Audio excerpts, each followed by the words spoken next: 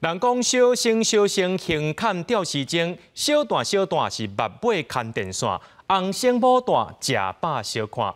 讲到这歌戏呢，有唱念有脚步手路，这服装头擦也成人目。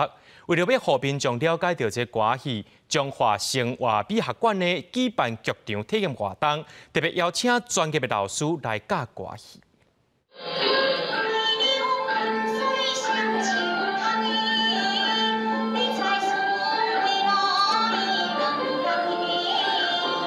国宝级歌戏大师廖庆基的传习艺生江定营参王大玲演出老师上经典的站头《单山五娘》，这是中华生活美学馆举办的剧场体验课程，邀请小生小段来教民众歌戏、伴戏的撇步。伫咧表演上，嘛是足细腻的，会当互观众真紧就看出即个表情的变化，为头前生气，到后壁欢喜，听到五娘足欢喜的安尼，两个人。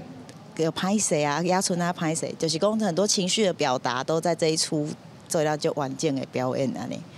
除了看老师喜欢的动作表情，学员认为歌戏的台词甲咱生活中讲的台语嘛有真大差别。演员的台词对话、假字发音都爱特别注意。真正甲咱平常时讲的台语有足大的迄差别。我是想讲咱要学台语爱为各种。 无共款的面向来学啦，为生活啦，为文学啊，为艺术安尼。因歌戏看起来足好看，我即个妈妈帮我报名来，因为我想要看歌戏安怎演的。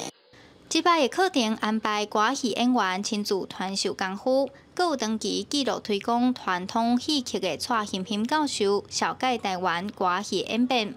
主办单位表示，开放报名一下手人数就满，民众的反应拢真好，嘛希望透过课程，和民众学戏学台语。记者杨淑静综合报道。